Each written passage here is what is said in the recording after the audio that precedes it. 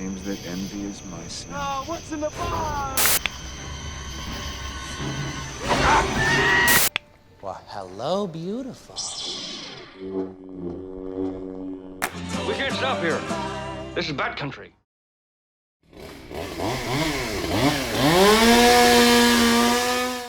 What is going on, movie lovers? Thank you so much for tuning into Ball's Rounded Reviews. If you love movies, you're probably here. And for all my horror fans out there, this week is for you. We're going to go ahead and review Texas Chainsaw Massacre. Let's get right to it. So a question for you. Do you watch horror films for social commentary, or do you watch them to be purely entertained? Unfortunately, for this rendition of Texas Chainsaw Massacre, the filmmakers try to do both, and unfortunately succeed only at one. And of course that one being the brutality of Leatherface, the cinematography, and when I say this, people look at me as being crazy, but gore as art. Kind of like the new rendition of Evil Dead. And it so happens that Fede Alvarez is also the producer of this one, who directed the Evil Dead rendition. So what I mean as gore as art, some horror films just cut people in half for the sake of it.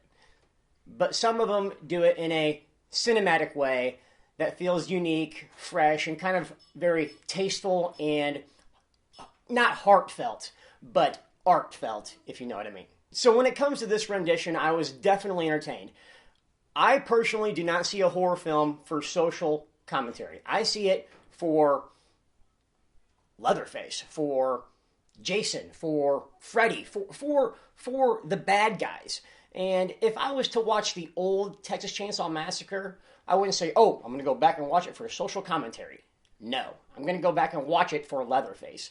And most people would do the same. So yeah, this film gets the brutality down, it gets the gore as art down, it gets the set pieces down, it gets Leatherface down.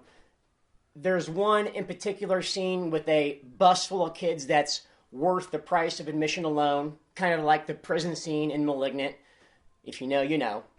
But for some reason, Hollywood these days want to put social commentary, unfortunately, into a lot of things, and I don't like it. Kind of like the new Halloween, has kind of like a mob mentality message, which, whatever, that's cool. But this film has a lot to say and has no answers for either of them. So this film talks about gun violence. It talks about cancel culture. It talks about racism. It's definitely on both sides of the spectrum at all times. This film should have been called I'm a Racist Texan Who Loves Gun and Chainsaw Violence, and if you try to cancel me, I'll massacre you. And I would go as far as there's even a scene to where you see kind of like a Kyle Rittenhouse moment to where our lead turns around with a gun, and it looks like the scene from The Street in Wisconsin. I'm not even shitting you. Like, you guys can check it out and let me know what you think in the comments about that.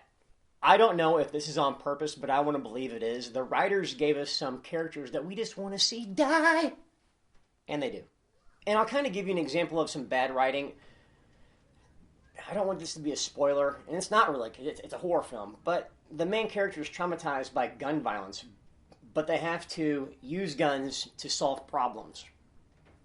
One thing that's kind of off-putting is the director does not let up on the traumatized lead in this film. Even at the very end. I mean, if Texas Chainsaw Massacre is meant to put a pit in your stomach, the director in this film succeeds. But back to the director, they do a great job with the horror elements. But when it comes to dealing with social commentary, they bring up a lot of questions, and he has no points of his own. So he should have never done it in the first place.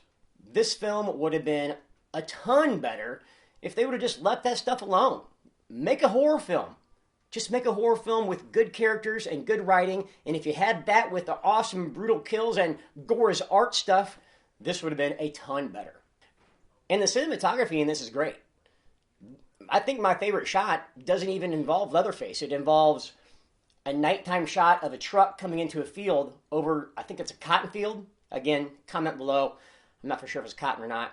Could be wrong. So for everything bad I'm saying about the social commentary and how it shouldn't be in there is a good horror film in the mix of everything.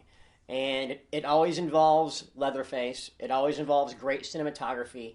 And just the things that made the old one good is in here. Just Hollywood.